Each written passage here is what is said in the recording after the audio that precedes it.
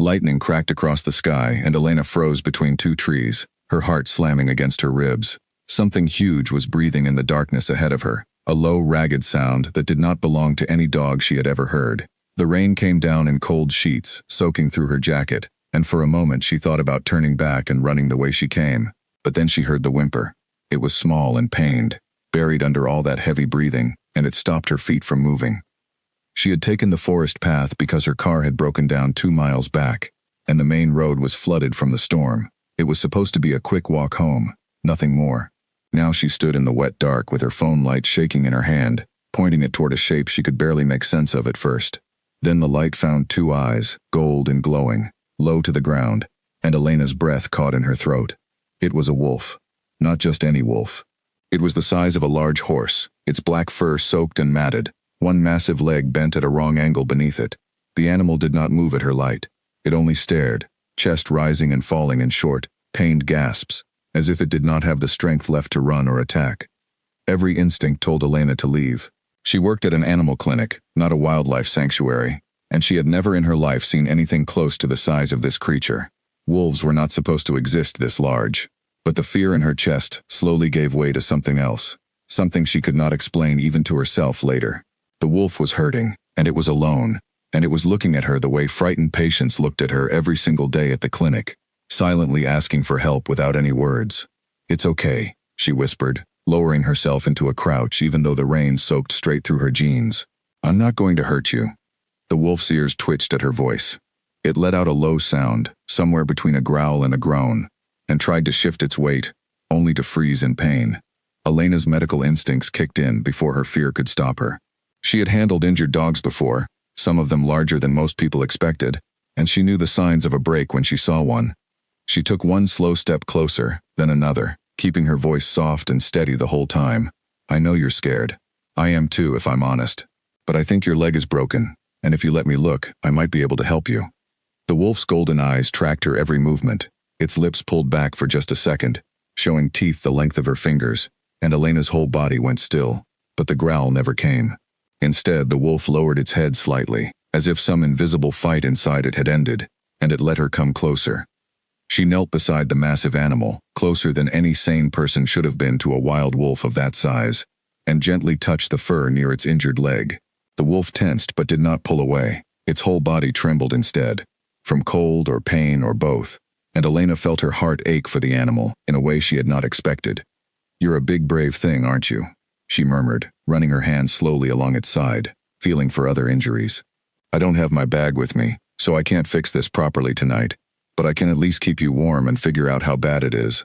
She took off her jacket, soaked as it was, and laid it gently over the wolf's back, more out of instinct than any real belief it would help. The wolf's eyes never left her face. There was something in that stare that unsettled her. Something too aware, too knowing, as if the creature understood every word she said. She shook the thought away, telling herself it was just the fear and the darkness playing tricks on her mind. For the next hour, Elena stayed beside the wolf, talking softly, checking its leg by feel, and shielding it as best she could from the worst of the rain. She told it small things about her day, about the flooded road and her broken-down car, about how she had almost turned back twice before finding it. She did not know why she kept talking. Maybe it was to calm herself as much as the animal. Maybe it was because the silence of the forest at night felt too heavy to sit in without words. At some point, exhaustion began to win over the wolf's pain, and its breathing slowed into something closer to sleep. Elena watched it carefully, making sure the breath stayed even, and slowly let herself relax against a nearby tree, still keeping one hand resting lightly on the wolf's fur. She did not remember falling asleep. When she opened her eyes again, the storm had passed. The sky was turning a pale gray with early morning light, and the wolf was gone. There was no blood, no drag marks, nothing to suggest an animal with a badly broken leg had dragged itself away. Only a faint warmth on the ground beside her, as if something large had been lying there only moments before. Elena sat up fast, looking around the empty clearing in confusion. Her jacket lay folded neatly a few feet away, which made no sense at all, since she was certain she had draped it loosely over the wolf's back. She reached for it, checking it over as if it might explain the impossible night she had just lived through, but it was just an ordinary damp jacket. "That's not possible," she whispered to the empty trees. "None of that is possible." She told herself it had to be a dream, some strange trick of exhaustion and stress after a long, hard day. but her knees were stained with mud, and her whole body ached from spending hours crouched in the cold. Whatever had happened last night, it had been real enough to leave marks on her skin.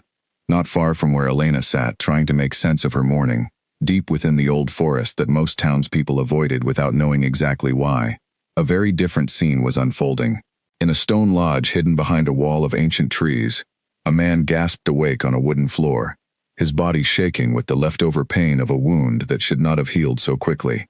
His name was Cain, and to the small, tightly guarded world of Shadowpine, he was not simply a man. He was their Alpha King, the leader of a pack whose existence depended entirely on staying hidden from a world that would never understand what they were. Cain pressed a hand against his ribs, feeling the ghost of an injury that had, impossibly, already begun to mend itself. "You look terrible," came a voice from the doorway. Dorian, his second-in-command and oldest friend, stepped into the room with his arms crossed, worry written plainly across his face. "You disappeared for almost 2 full days. Some of us were starting to think the worst." Cain sat up slowly, wincing as pain shot through his leg, though far less pain than it should have caused after such a serious injury. "I ran into trouble at the northern border. A trap, iron teeth hidden under leaves. I didn't see it until it was already closing around my leg." Dorian's jaw tightened. "An iron trap out here? That's not an accident. Someone set that on purpose."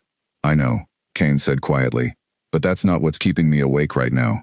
Dorian studied him for a long moment, reading the strange, distant look in his Alpha's eyes. He had known Cain since they were boys running through these same woods, long before either of them understood the full weight of what they would one day carry.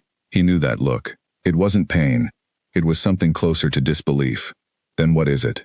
Dorian asked carefully. Cain hesitated before answering, unsure himself how to explain what had happened. "There was a woman," he said finally, "in the forest. She found me while I was still in my wolf form, trapped and unable to move. I couldn't shift back in time to hide myself, and there was no way to fight her off without hurting her, so I just let her see me." Dorian's eyes went wide. "You let a human see you? An outsider, in your wolf form?" "I didn't exactly have a choice," Cain said, though even as he said it, he knew that wasn't the whole truth. He could have forced himself to shift back despite the pain. He could have snarled and driven her away. Instead, he had simply stayed. He had let her kneel beside him in the cold and the rain and speak softly to him, as if he were nothing more than a frightened, wounded animal in need of comfort. "She didn't run," Cain continued, his voice quieter now. "She didn't scream, or panic, or try to hurt me. She just helped. She stayed with me the entire night, talking to me like I could understand every word, keeping me warm, checking my leg like she actually knew what she was doing."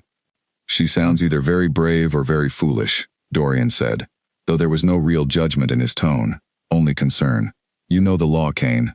No outsider can know what we are. If the elders learn that a human has seen you in your wolf form, and live to tell of it, there will be no simple way to explain that away." "I know the law better than anyone," Cain said sharply. More sharply than he intended. He softened his tone before continuing. "I'm not planning to break it, Dorian. I shifted back and left before she woke. She has no idea who I really am, and there's no reason she ever needs to find out." But even as he said the words, something inside him resisted them. He kept seeing her face in his mind, calm and focused despite her clear fear, her hands gentle against his injured side, her voice steady even when her whole body had been shaking from the cold. In all his years as Alpha, surrounded by wolves who feared him, respected him, or wanted his position for themselves, he had never once been shown that kind of quiet, unguarded kindness. "You have that look again," Dorian said slowly, watching him. "What look?" "The one that says this isn't over." Cain didn't answer right away. Outside the lodge, the morning light was beginning to spread gold across the treetops, chasing away the last shadows of the storm. Somewhere beyond those trees, in a world that had no idea what truly lived among them, a woman was waking up believing she had imagined the entire night. Cain knew better, and despite every rule that told him to forget her, to bury the memory of her hands and her voice deep where it could never resurface, some quiet, stubborn part of him already knew he would find a way to see her again. The phone rang 3 times before Elena managed to answer it, her hands still fumbling with a stack of patient files that refused to sit straight on the counter. "Bramblewood Animal Clinic, this is Elena speaking." "You're needed at the front desk," said Clara, poking her head around the corner with a look of barely contained excitement. "Right now, there's someone here asking specifically for you." Elena frowned, setting the phone down. "Asking for me? I don't have any appointments until 11. Trust me, Clara said, grinning. You're going to want to see this one. Curious despite herself, Elena walked out to the front of the clinic, wiping her hands on her scrubs. Standing near the window, dressed in a dark jacket that fit him far too well for a small-town veterinary clinic, was a tall man with sharp features and unusually striking golden eyes. Something about those eyes made her stomach twist in a way she couldn't quite explain, a flicker of recognition she couldn't place. "Can I help you?" she asked, trying to keep her voice professional despite the strange, prickling feeling crawling up the back of her neck. "I hope so," the man said, his voice deep and calm. "My name is Kane. I heard this clinic takes in injured wildlife sometimes, not just pets. I run a private property just past the tree line, and I've had some trouble with an animal getting caught in old traps left behind by previous owners. That's actually not something we usually handle, but I can give you the contact for wildlife rescue," Elena offered, reaching for a notepad. "I was hoping for something a little more hands-on," Kane said. "I was told you're the best when it comes to larger animals, someone who doesn't scare easily." Elena's hand paused over the notepad. There was something in the way he said it, something almost pointed, that made the hair on her arms rise. She looked up at him properly for the first time, taking in the sharp line of his jaw, the calm, unreadable expression, and those unsettling golden eyes that seemed to look straight through her. "That's a strange thing to say to someone you just met," she said carefully. "Maybe," Kane admitted, a faint, unreadable smile touching his lips. "But I have a feeling you're not easily frightened, Elena." Her name, spoken so easily by a stranger who had never introduced himself to her before that moment, sent a chill straight down her spine. "I don't believe I told you my name." For just a second, something flickered across Kane's face, a flash of realization that he had made a mistake. He recovered quickly, nodding toward the badge clipped to her scrubs. "It's right here," he said smoothly, and true enough, her name tag sat clearly pinned to her chest. Elena let out a small, embarrassed laugh at herself, though the uneasy feeling in her stomach didn't fully disappear. "Right, sorry. It's been a strange week." "Strange how?" Kane asked, his tone light, though his eyes had sharpened with sudden interest. She hesitated, unsure why she felt the pull to tell a complete stranger about the night in the forest, the impossible wolf, the way she had woken up with no explanation for how she got home. Instead, she shook her head, brushing the thought aside. "Nothing. Just tired, I think. Anyway, about your animal, I can come out and take a look after my shift ends today, if that works for you." "That works perfectly," Kane said, and something in the way his shoulders relaxed told her this had been exactly what he wanted all along. He left his address written on a small slip of paper, along with a simple thank you, and walked out of the clinic with an easy, confident stride that made Elena watch him go a little longer than she probably should have. Clara appeared beside her almost instantly, practically vibrating with excitement. "Okay, who was that?" Clara whispered. "Because I have lived in this town my entire life, and I have never once seen that man before." "His name is Kane," Elena said, still staring at the slip of paper in her hand. "He wants me to look at an injured animal on his property." "An injured animal," Clara repeated, raising an eyebrow. "Sure, that's definitely all he wants." Elena rolled her eyes, though a small, traitorous part of her wondered the same thing.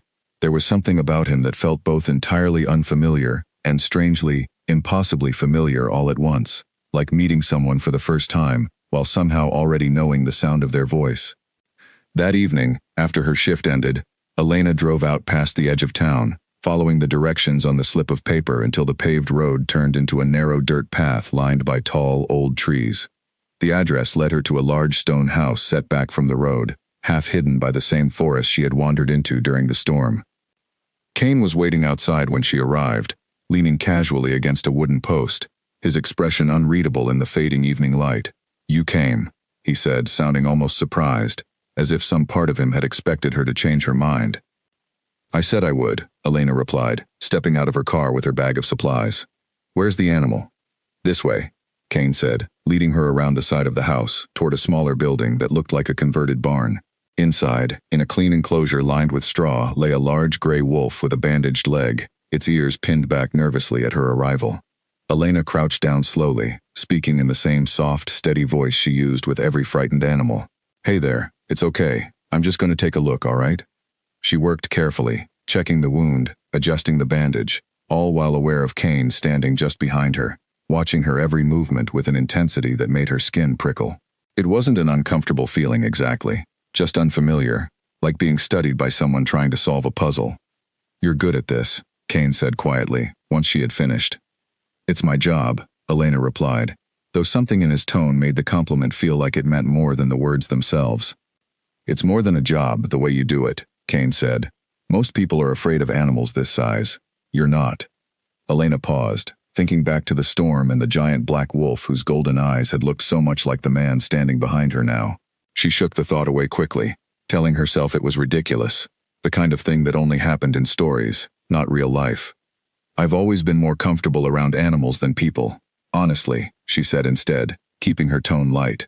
Animals don't lie about how they feel. No, Kane agreed, something unreadable passing behind his golden eyes. They don't. They stood in comfortable silence for a moment, the injured wolf settling calmly under Elena's gentle touch, before Kane spoke again, his voice carefully casual. Can I ask you something strange? Depends how strange, Elena said, raising an eyebrow. Have you ever experienced something you couldn't explain? Something that felt impossible, but that you knew, somehow had really happened? Elena's chest tightened. It felt too close to the question already sitting heavy in her own mind, too close to the memory she had been trying to convince herself was just a dream. Why do you ask? No reason, Kane said quickly, perhaps too quickly. Just curious. She studied him carefully, noting the tension in his shoulders, the way his jaw tightened slightly, as if he were holding back something important. Whatever he was hiding, it clearly weighed on him more heavily than he wanted to admit. Actually, she said slowly, deciding to trust the strange pull she felt toward honesty. Something happened a few nights ago that I still can't explain. During the storm, I found an enormous black wolf in the forest, injured, and I stayed with it most of the night. When I woke up, it was gone, and there was no trace it had ever been hurt at all. Kane's expression remained carefully still, but Elena caught the smallest flicker of something behind his eyes, something that looked almost like fear. That does sound strange, he said carefully. Doesn't it? Elena pressed, watching him closely. I keep telling myself I must have dreamed it, but I know I didn't. I know what I saw. For a long moment, Kane said nothing, the silence between them stretching heavy and uncertain. Elena could see the internal struggle written plainly across his face, though she had no way of understanding its true cause. Finally he spoke, his voice quiet and careful. Sometimes, he said, the world is stranger than we're ready to accept. Maybe it's better not to look too closely at things we don't fully understand. It wasn't an answer, not really, but something in the way he said it made Elena's heart beat a little faster, a strange certainty settling deep in her chest that Kane knew far more about that night than he was willing to admit. She didn't push further, sensing instinctively that doing so would only make him retreat further behind whatever wall he had built around himself. Instead, she finished tending to the wolf's leg in silence, aware the entire time of Kane's careful, watchful presence beside her, and of the strange, unspoken understanding beginning to form between them, built on a secret neither of them had yet found the courage to fully speak aloud. When she finally packed up her supplies to leave, Kane walked her back to her car, his expression softer than it had been all evening. Thank you for coming out here, he said, and for trusting me enough to share what happened to you. I'm not sure why I told you, Elena admitted, pausing beside her car door. I haven't told anyone else. Maybe some things are meant to be shared with the right person, Kane said quietly, even if neither of us fully understands why yet. Elena looked up at him, meeting his golden eyes directly for the first time that evening, and felt a strange, warm certainty settle over her, one she couldn't fully explain but somehow trusted completely. Whatever secrets Kane was carrying, whatever careful walls he had built around himself, she found herself wanting, more than she expected, to understand them. As she drove away down the narrow dirt road, Kane remained standing outside his home, watching until her car disappeared entirely from view. Only then did he allow the tension in his shoulders to finally release, a long, unsteady breath escaping him. She found me, he murmured to himself, staring into the darkening trees. She found me, and she still came back. Behind him, unnoticed in the shadows near the tree line, Dorian watched silently, his expression heavy with quiet concern, already sensing that whatever was growing between his alpha and the gentle, fearless woman from town, it was far too late to simply stop it now. Elena's phone buzzed against the kitchen counter, the screen lighting up with a message from an unknown number. She wiped her hands on a towel before picking it up, her pulse quickening slightly when she read the words. Meet me by the old bridge tonight. Something happened at the property. I need your help. It was signed simply, Kane. She frowned at the screen, uncertain how he had gotten her number in the first place, though she supposed it wasn't difficult in a town as small as Bramblewood. Still, something about the message felt urgent in a way that pushed aside her hesitation. She grabbed her jacket and her supply bag, and within 20 minutes she was standing at the edge of the old stone bridge just outside town, the same bridge that marked the unofficial boundary between Bramblewood and the deep forest beyond. Kane was already there when she arrived, pacing slowly near the railing, his expression tight with something that looked almost like worry. "Thank you for coming," he said as soon as he saw her. "What happened?" Elena asked, falling into step beside him as he led her toward a narrow trail she hadn't noticed before. "One of my animals got loose and ran further into the woods than usual," Kane explained, his voice carefully measured. "I'm worried it might have gotten hurt again, or run into another trap like before." Elena followed him deeper into the trees, her flashlight cutting through the growing darkness, though she couldn't shake the strange, prickling sense that something about the situation didn't quite add up. She glanced sideways at Kane more than once, noticing the tension coiled tightly in his shoulders, the sharp way his eyes scanned the trees as though he were listening for something she couldn't hear. "You're very protective of your animals," she said carefully, testing the waters. "They're more important to me than most people realize," Kane replied, his tone quiet and serious. They walked for nearly 20 minutes before Kane suddenly stopped, holding up a hand for silence. Elena froze beside him, straining to hear whatever had caught his attention. At first there was nothing but the rustle of leaves and the distant call of a night bird, but then she heard it too, a low, pained whimper coming from somewhere just ahead.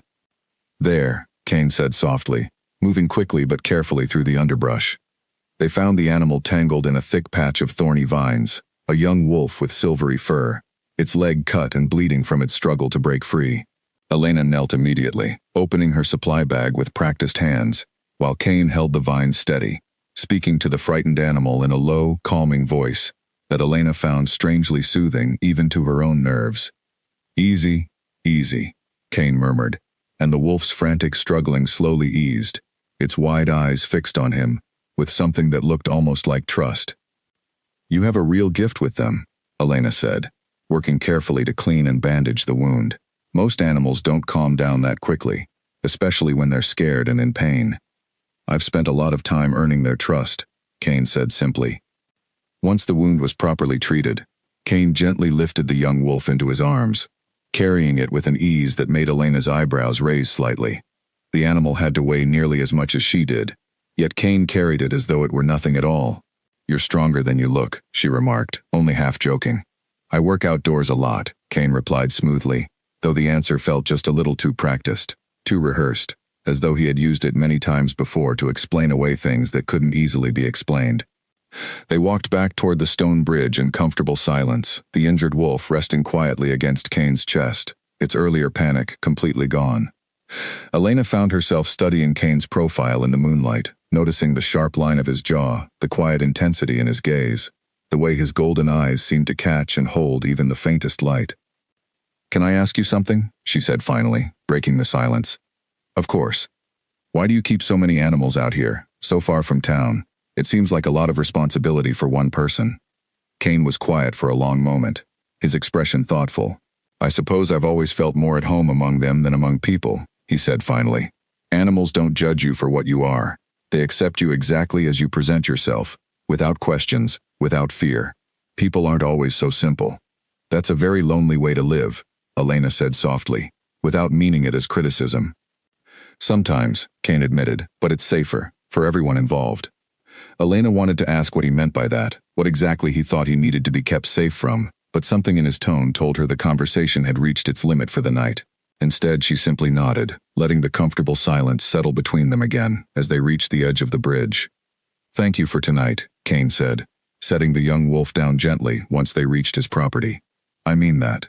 Not many people would come running out into the dark woods for an animal they've never met." "I meant what I said before," Elena replied. "I've always felt more comfortable around animals than people. I understand the instinct." Kane studied her for a long moment, something unreadable but deeply intense passing behind his golden eyes. "I'm starting to think," he said slowly, "that you understand a great deal more than you realize." Before Elena could ask what he meant, his phone buzzed sharply in his pocket.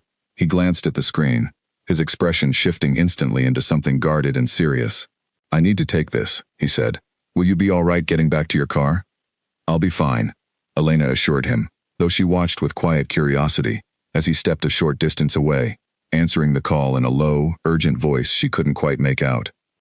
She caught only fragments of the conversation as she gathered her things. Words like border and trespassing and not now drifted toward her on the night air, along with a tone of authority in Kane's voice that felt entirely different from the calm, careful man she had come to know over the past few days.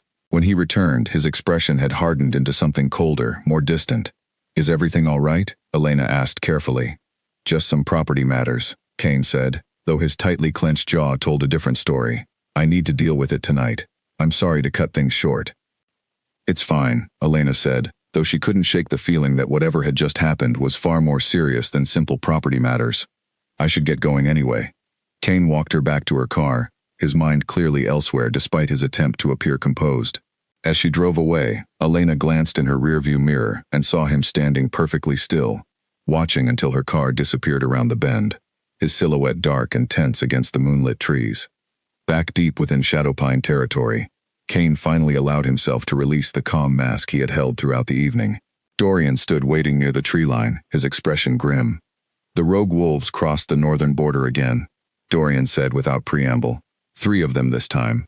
They didn't attack, but they made it clear they were testing our defenses." "Testing for what?" Kane asked sharply. "Weakness," Dorian said simply. "Word is spreading, Kane, about the human woman, about how much time you've been spending with her." Kane's jaw tightened. How would anyone outside the pack know that? "Wolves talk," Dorian said grimly. "Even ours. And packs like Ravenshallow have ears everywhere, especially when they smell an opportunity to weaken a rival alpha's position." Kane closed his eyes briefly, the weight of his responsibilities pressing down harder than usual. He knew the danger of his growing feelings for Elena went far beyond simply breaking pack law. If rival packs believed his attention was divided, distracted by someone outside their world, they would see it as exactly the kind of weakness worth exploiting. "I won't stop seeing her," Kane said finally, his voice quiet but resolute. "I didn't expect you to," Dorian said, not unkindly. "But you need to be careful, Kane, more careful than you have been, because if the elders learn the full truth of what's happening, they won't simply warn you, they'll act." Kane nodded slowly, understanding the weight of his friend's warning completely. Yet even as the danger settled heavily over him, he found his thoughts drifting back to Elena's calm, steady presence in the darkness of the forest, to the quiet trust in her voice when she spoke to frightened, wounded creatures, and he knew, with a certainty that unsettled him deeply, that turning away from her was no longer a choice he was entirely sure he was willing to make. Glass shattered somewhere behind the clinic, and Elena's head snapped up from the file she had been reading. Her heart pounded as she moved cautiously toward the back storage room, flipping on lights as she went, her mind racing through every possible explanation. When she reached the doorway, she found nothing broken at all, only an open window swinging loosely in the wind, and a strange, heavy silence pressing against her ears. "Hello?" she called out, her voice sounding smaller than she intended in the empty building. No answer came, only the distant hum of the refrigeration units and her own uneven breathing. She closed the window quickly, locking it firmly, and told herself it had simply been the wind knocking something over. Still, the uneasy feeling followed her the rest of the evening, refusing to fully settle no matter how many times she reminded herself there was nothing to fear. Later that night, as she sat curled on her couch with a cup of tea, her thoughts drifted, as they so often did lately, to Kane. Something about him had begun to consume far more of her attention than she felt entirely comfortable admitting, even to herself. It wasn't just his sharp, striking features or his quiet, controlled intensity. It was the strange, persistent sense that being near him revealed pieces of some larger puzzle she couldn't quite complete.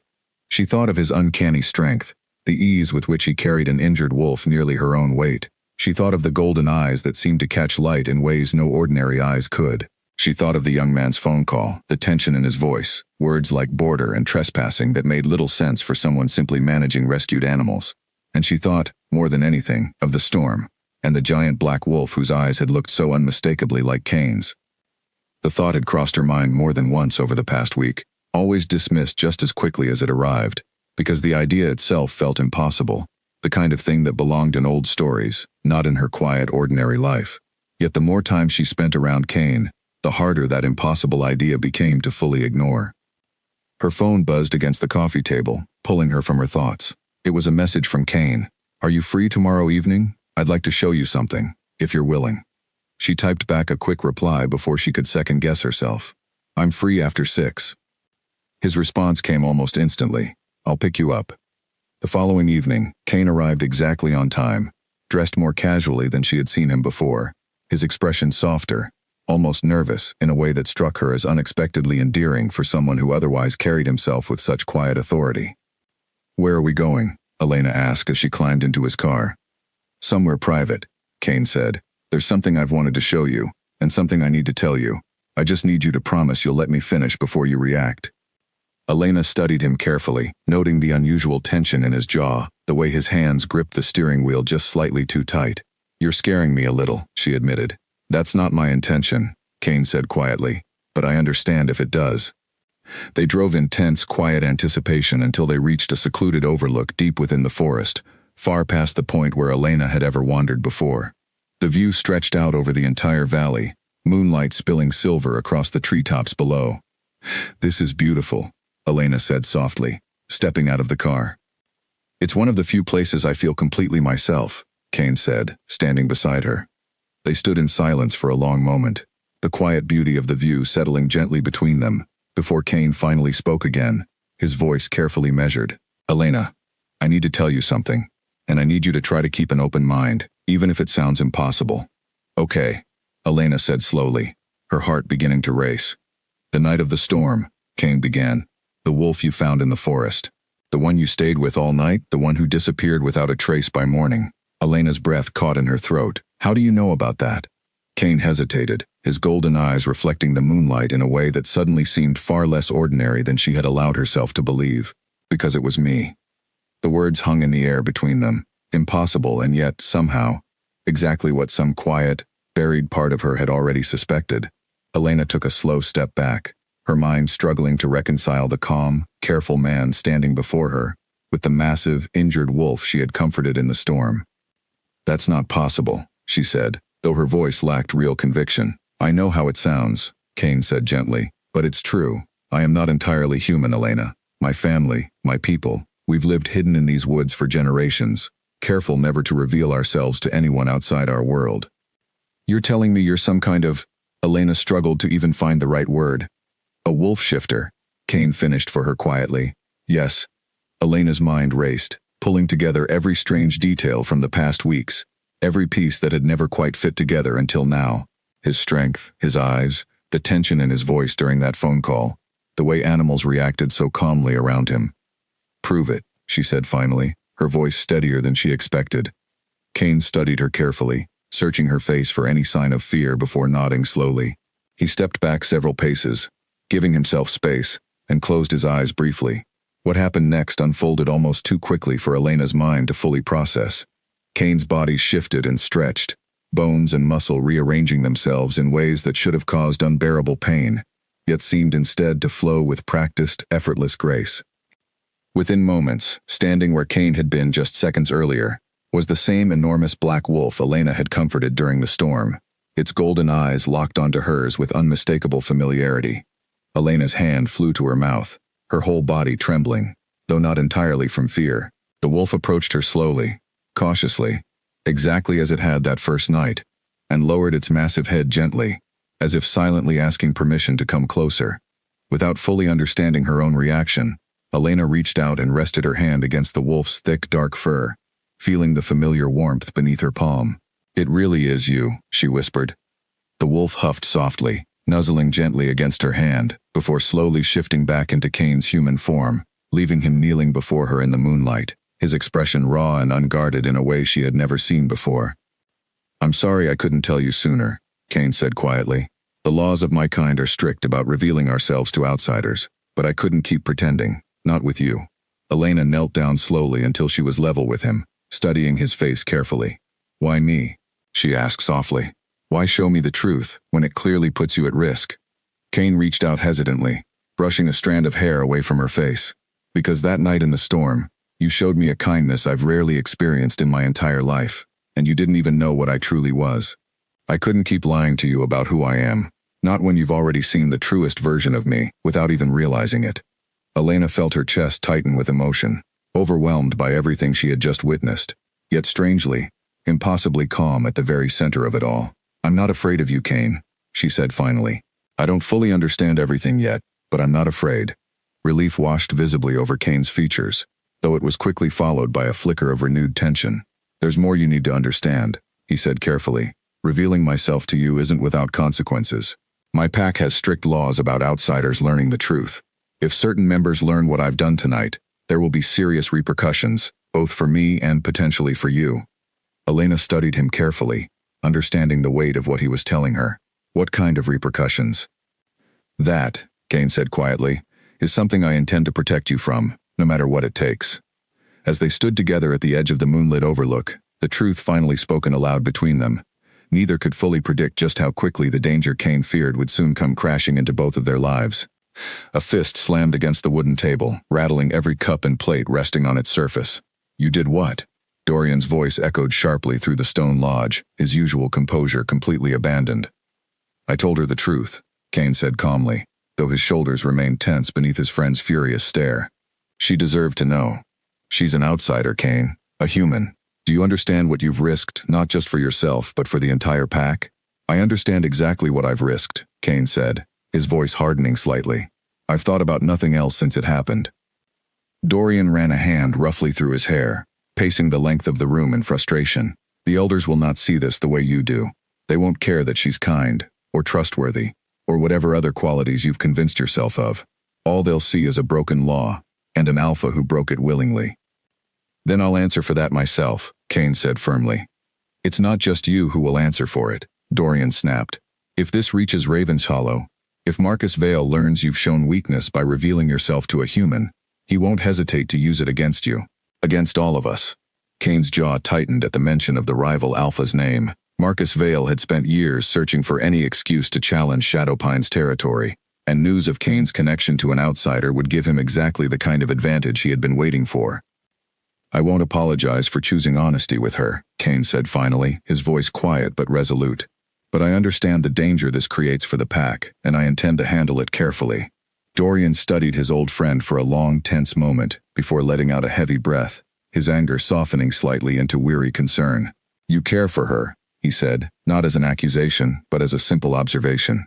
"More than I expected to," Kane admitted quietly. "Then protect her properly," Dorian said. "Because if the elders decide she's a genuine threat to pack security, they won't simply ask you to distance yourself from her. They'll take matters into their own hands." The warning settled heavily over Kane, and he nodded slowly, understanding fully the weight of what his friend was telling him.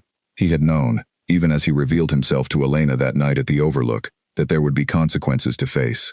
He simply hadn't expected the danger to close in quite so quickly. Later that same day, Kane called an emergency meeting with Shadowpine's Council of Elders, choosing to face the situation directly, rather than allow rumors and fear to spread unchecked among his pack. The meeting hall, an ancient stone chamber built generations before Kane's birth, filled slowly with the pack's most senior and respected members, their expressions ranging from concern to open suspicion. "You wish to speak with us, Alpha," said Edgar, the eldest among them, his weathered face carrying decades of wisdom and caution in equal measure. "I did," Kane said, standing tall despite the weight of every watchful eye in the room. "I want to address the concerns I know are already spreading through the pack, rather than allow rumor to distort the truth further." He explained everything plainly, from his injury during the storm, to Elena's unexpected kindness, to his decision to eventually reveal himself fully rather than continue deceiving someone he had come to genuinely care for. The elders listened in tense silence, their expressions unreadable throughout most of his explanation. "You understand the severity of what you've done," Edgar said finally, once Kane had finished speaking. "Our laws exist precisely to prevent situations like this one." "I understand completely," Kane said, "and I take full responsibility for my choice." "This isn't simply about punishment, Alpha," Edgar continued, his tone measured but firm. "It's about survival. Our entire existence depends on remaining hidden from a world that would never accept us if the truth were widely known. One mistake, one moment of carelessness, and generations of careful secrecy could unravel entirely." "I am aware of the stakes," Kane said, "which is why I intend to protect Elena's knowledge of the truth personally, and ensure she remains no threat to pack security whatsoever." A murmur passed through the gathered elders at his words, some skeptical, others openly doubtful. "And if she cannot be trusted to keep this secret?" asked another elder, an older woman named Marion, her sharp eyes studying Kane carefully. "She can be trusted," Kane said firmly, without hesitation. "You sound very certain." For someone who has known her only a matter of weeks, Marion pressed. Kane held her gaze steadily. I am certain. The elders exchanged uneasy glances among themselves, the weight of the decision clearly settling heavily over the room. Finally, Edgar spoke again, his tone carrying the full authority of his position. We will allow this to continue under close observation, Alpha, given your position and your certainty. But understand clearly, if this woman becomes a genuine threat to Pack security, in any way, the Council will act swiftly and decisively, regardless of your personal feelings on the matter. Understood, Kane said, bowing his head slightly in acknowledgement, though the quiet threat behind Edgar's words settled uncomfortably in his chest. As the meeting ended and the elders slowly filed out of the ancient stone chamber, Dorian lingered behind, watching Kane carefully. That went better than I expected, he admitted. Barely, Kane said, releasing a long, tense breath. They'll be watching closely now. Any mistake, any sign of trouble, and they won't hesitate to act against her. Then we make certain there are no mistakes, Dorian said simply. Meanwhile, unaware of the tense negotiations unfolding on her behalf deep within Shadowpine territory, Elena sat quietly in her small apartment, staring at her phone as she debated whether or not to call Kane. The truth he had revealed to her days earlier still felt surreal, impossible even, yet undeniably real, every time she closed her eyes and pictured the massive black wolf shifting seamlessly back into the calm, serious man she had grown to care for so deeply. Her phone rang before she could decide, Kane's name flashing across the screen. She answered quickly, unable to fully hide her relief at hearing his voice. I was starting to wonder if you regretted telling me everything, she admitted honestly. Never, Kane said firmly. Though I won't lie to you, Elena, telling you the truth has created complications I need you to understand. What kind of complications? She asked carefully. Kane hesitated briefly before explaining, as gently as possible, the strict laws governing his kind, the danger posed by outsiders learning their secret, and the tense meeting he had just endured with his Pack's Council of Elders. Elena listened quietly, her heart sinking slightly with each new revelation. So my knowing the truth puts you in real danger, she said finally, once he had finished. It puts us both in danger, Kane admitted. But I don't regret telling you, Elena. Not for a moment. I don't regret knowing, Elena said firmly. But I don't want to be the reason something happens to you, or to your Pack. You won't be, Kane said, his voice steady with quiet determination. I intend to make certain of that, no matter what it takes. Despite his reassurance, Elena couldn't fully shake the uneasy feeling settling over her, the sense that whatever quiet, dangerous world she had unknowingly stepped into, its true dangers had only just begun to reveal themselves. A sharp knock echoed against Elena's apartment door late in the evening, startling her from the book she had been trying, without much success, to focus on. She glanced at the clock, noting the late hour, before moving cautiously toward the door and peering through the peephole. Relief washed over her at the sight of Kane standing outside, though his expression carried an unfamiliar tension that immediately put her on edge. Is everything all right? She asked, opening the door quickly.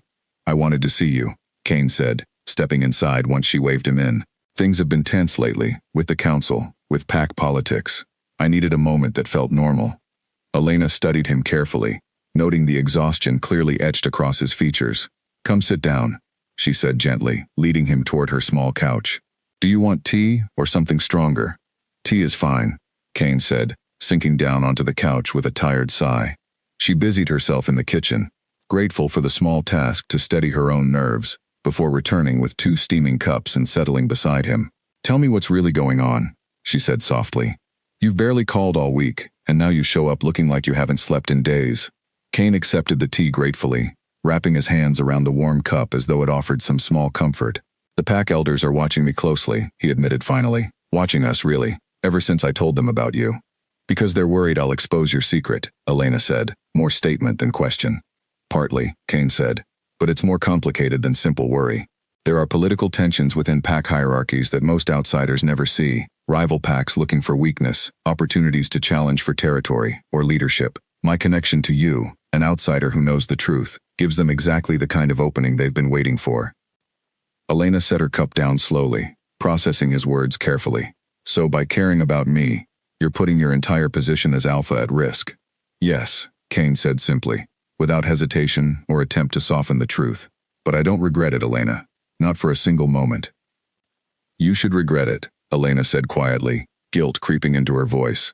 I never meant to become a liability for you. Kane reached over, gently taking her hand in his. You're not a liability. You're the first genuine kindness I've experienced in longer than I can properly explain. Whatever risks come with caring about you, I consider them worth taking."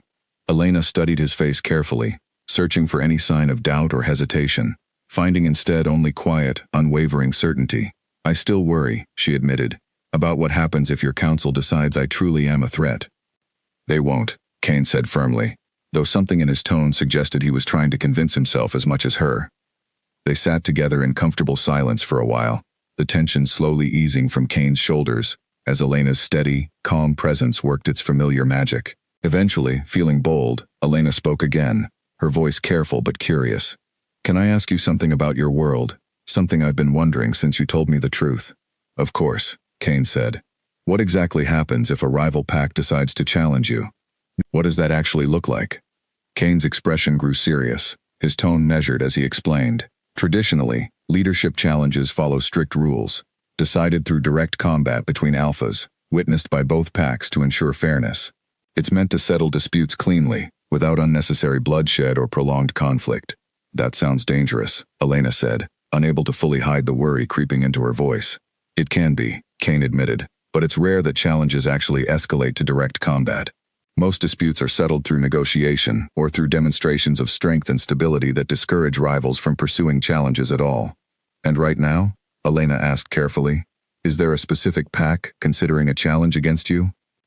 Kane hesitated only briefly before answering honestly. "Ravenshallow, led by an alpha named Marcus Vale, has wanted Shadowpine's territory for years. He's been searching for any sign of weakness to justify a challenge, and my connection to you provides exactly that kind of opportunity, if he chooses to use it." Elena felt a cold knot forming in her stomach at his words. "Because of me. Because of politics that existed long before you came into my life," Kane corrected gently. "You're simply the latest excuse he might use, not the true cause." Despite his reassurance, Elena couldn't fully shake her guilt, nor the growing worry that her presence in Kane's life had become far more dangerous than she had initially understood. "What can I do?" she asked finally. "To help, I mean. I don't want to just sit back and watch you deal with all of this alone." Kane studied her carefully, clearly moved by the sincerity behind her offer.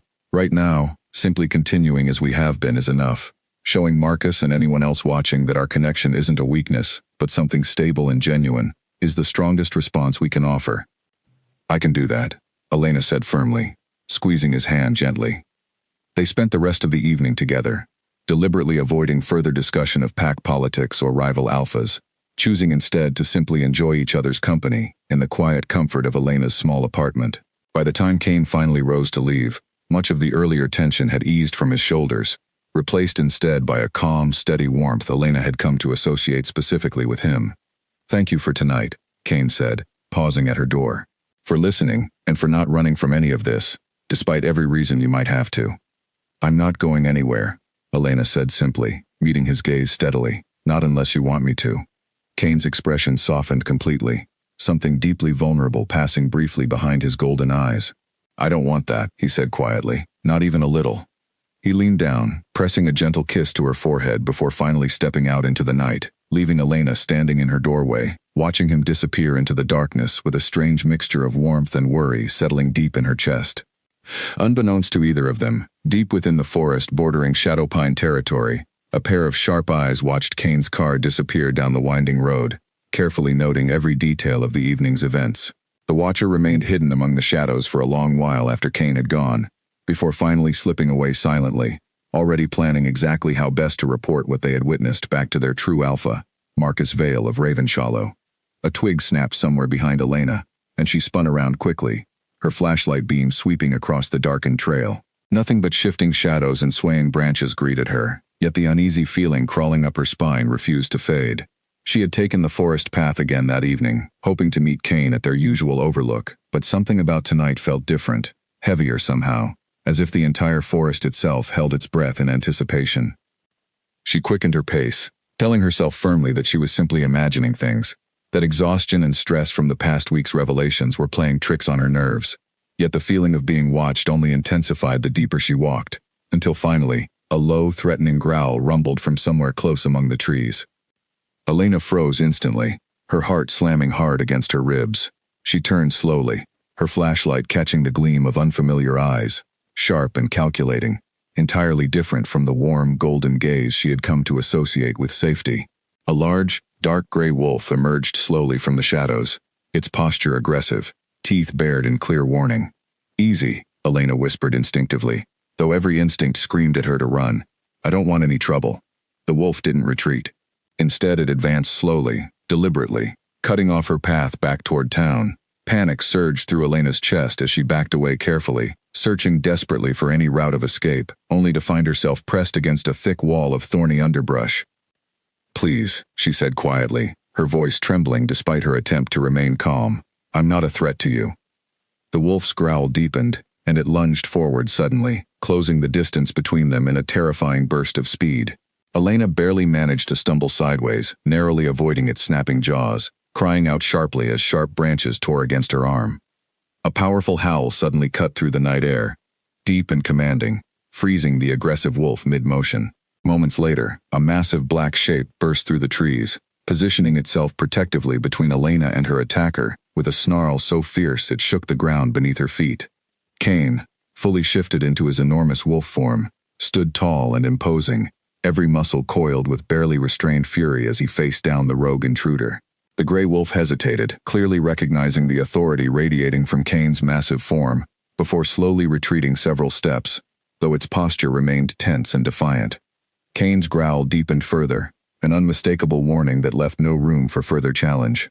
After a tense, drawn-out moment, the rogue wolf finally turned and fled swiftly into the darkness, disappearing entirely from sight. Only once the intruder had fully vanished did Cain turn toward Elena, his massive form shifting rapidly back into his human shape, worry etched deeply across his features as he rushed to her side. "Are you hurt?" he asked urgently, gently examining the shallow scratch along her arm. "I'm okay," Elena said, though her voice trembled slightly from the lingering adrenaline. "Just a scratch." "Cain, what was that? That wolf seemed different, more aggressive than any of yours." Cain's expression darkened considerably. "That wasn't one of my pack," he said grimly. "That was a scout from Ravenshallow, testing our borders." "Testing how?" Elena asked, still catching her breath. "By seeing how far they could push without provoking a full confrontation," Cain explained, his voice tight with barely controlled anger.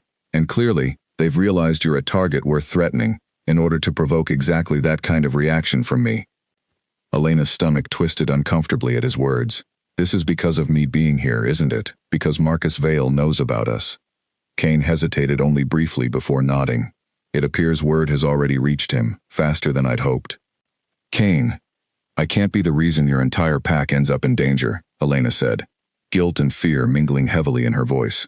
"Maybe I should stay away for a while, until things settle down."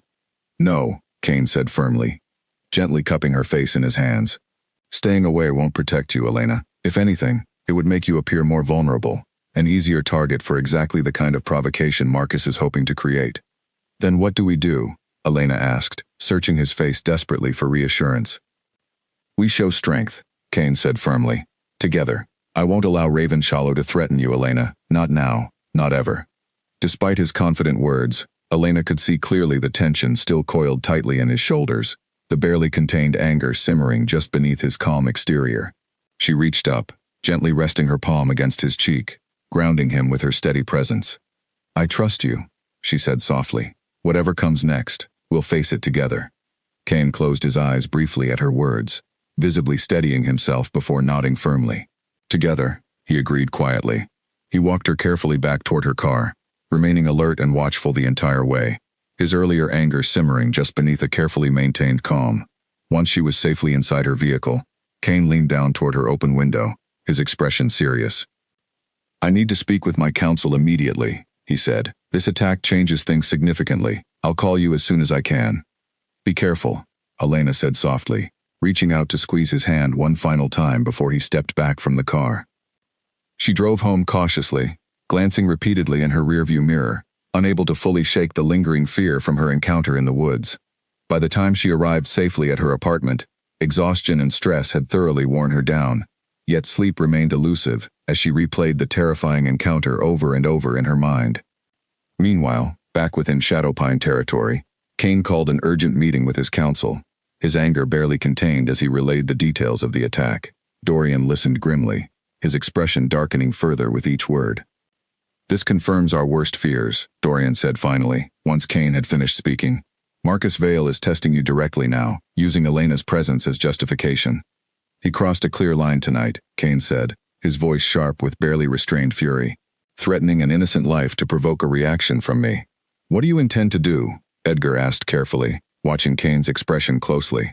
I intend to make it absolutely clear, Kane said firmly, that threatening Elena is the same as directly challenging Shadowpine itself. And that such a challenge will be met with exactly the kind of response Marcus Vale is clearly hoping to avoid. The council exchanged uneasy glances among themselves, understanding fully the gravity of what Kane was proposing. Yet none among them raised objection, sensing clearly that whatever quiet tolerance they had once extended toward Kane's relationship with an outsider, tonight's attack had transformed the situation entirely into something far more serious, far more dangerous, and far closer to open conflict than any of them had previously anticipated. Elena's phone buzzed insistently on her nightstand, jolting her awake from a restless sleep. She fumbled for it in the darkness, squinting against the bright screen, her stomach dropping instantly at the sight of Kane's name. Kane? She answered quickly, sitting upright. Elena, listen carefully. Kane's voice came through tense and urgent. I need you to stay inside, keep your doors locked, and don't answer for anyone except me or Dorian. Do you understand? What's happening? Elena asked, fear creeping quickly into her voice. Marcus Vale has issued a formal challenge, Kane said grimly. He's using last night's incident, twisting the story to claim I attacked his scout unprovoked, defending an outsider over pack law. He's demanding a formal confrontation at dawn. Elena's breath caught sharply. Kane, that's insane. His wolf attacked me first. I know, Kane said, his voice tight with barely restrained anger. But Marcus controls the narrative among his own pack, and he's using it to rally support for a direct challenge against my leadership. What does that mean exactly? Elena asked, dread pooling heavily in her stomach. It means tomorrow at dawn, I'll face him directly, Kane said quietly.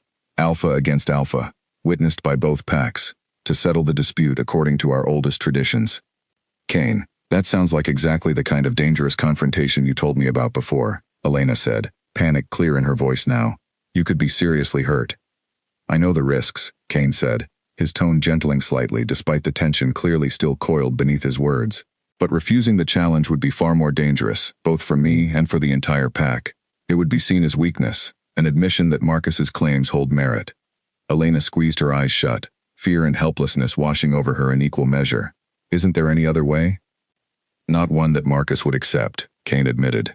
He's wanted this confrontation for years, Elena. I'm not naive enough to believe walking away is truly an option. Then let me help somehow, Elena said desperately. There has to be something I can do. Stay safe, Kane said firmly. That's the only thing I need from you right now. Marcus may try to use you again, to provoke me further before the confrontation even begins. I need to know you're protected while I prepare.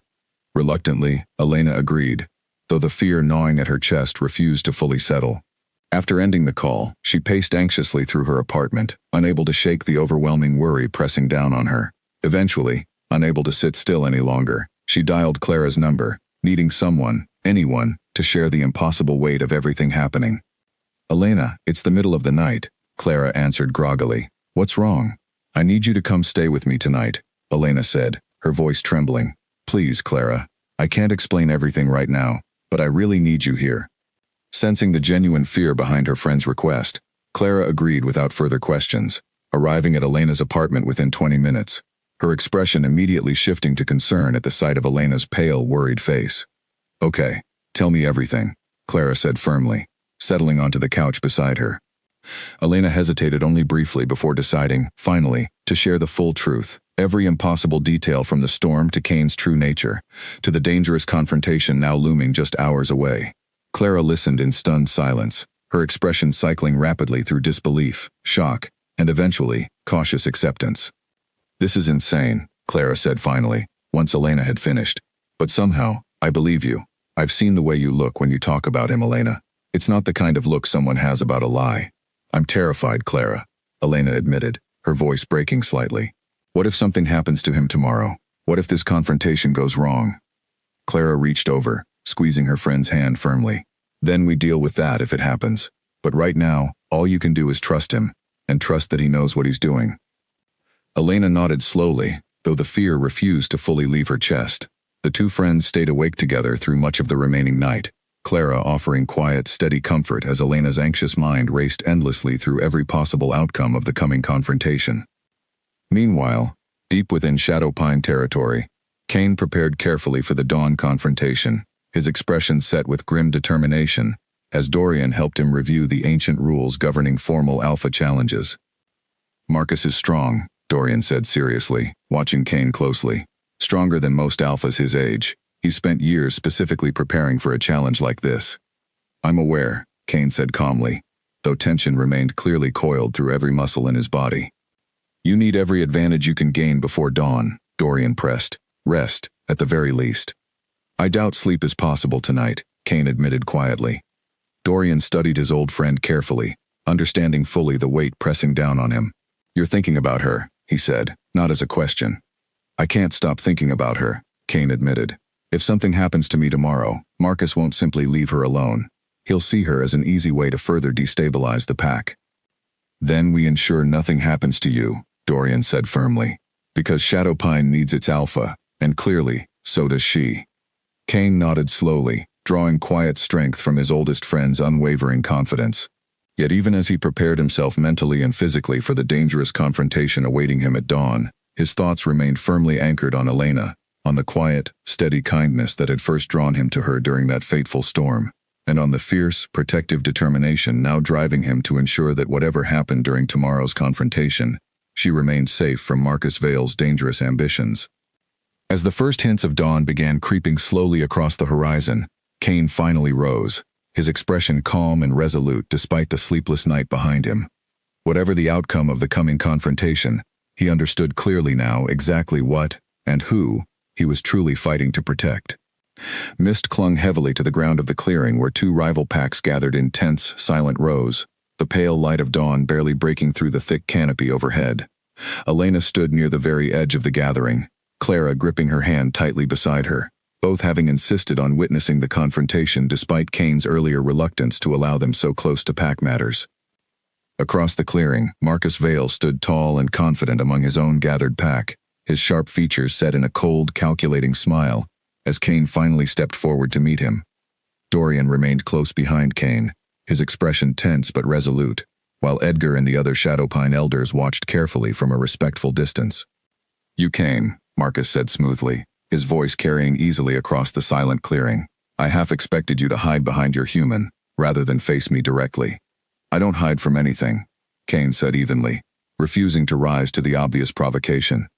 Marcus's gaze flicked briefly toward Elena, his smile sharpening unpleasantly. She's lovely, for a human. I can understand the appeal, even if your judgment in choosing her over pack tradition remains questionable. Kane's jaw tightened, though he kept his voice carefully controlled. This confrontation is about your scout attacking an innocent woman unprovoked, Marcus, nothing more. Is it? Marcus asked, feigning innocent surprise. Because from where I stand, this seems entirely about an alpha who has grown weak, distracted by feelings he should never have allowed himself to develop. Then let's settle it the way our traditions demand, Kane said firmly, refusing to engage further with Marcus's calculated taunts. Marcus's smile widened slightly, clearly satisfied by Kane's readiness. As you wish. Both alphas stepped back several paces, removing their outer clothing methodically, as the gathered packs watched in tense silence. Elena's grip on Clara's hand tightened painfully as she watched Kane prepare himself, fear twisting sharply in her stomach at the reality of what was about to unfold. He'll be all right, Clara whispered, though her own voice carried clear uncertainty. Elena said nothing, unable to tear her eyes away as both men shifted rapidly into their true forms. Kane's massive black wolf faced off against Marcus's equally impressive gray form, the two powerful animals circling each other slowly, muscles coiled with barely restrained tension. The confrontation began swiftly, both wolves lunging forward with startling speed and power, their bodies colliding in a fierce, controlled clash that sent a visible ripple of tension through the watching crowds. Elena flinched instinctively at the intensity of the confrontation, her heart pounding painfully as she watched Kane and Marcus exchange rapid, calculated attacks, neither willing to yield ground easily. Time seemed to stretch impossibly as the two alphas fought fiercely, testing each other's strength and skill with practiced precision. Kane fought with controlled, deliberate power, clearly the product of years of discipline and careful restraint, while Marcus relied heavily on raw aggression and calculated cunning, searching constantly for any opening to exploit. At one particularly tense moment, Marcus managed to catch Cain off balance, forcing him backward with a powerful, decisive strike that drew a collective gasp from the watching crowd. Elena's breath caught sharply in her throat, fear spiking painfully as Cain stumbled, momentarily vulnerable beneath Marcus's advantage. But Cain recovered swiftly, drawing on reserves of strength and determination that clearly surprised even Marcus himself. With a powerful, decisive counterattack, Cain turned the confrontation firmly back in his favor, pressing Marcus backward with renewed intensity and control.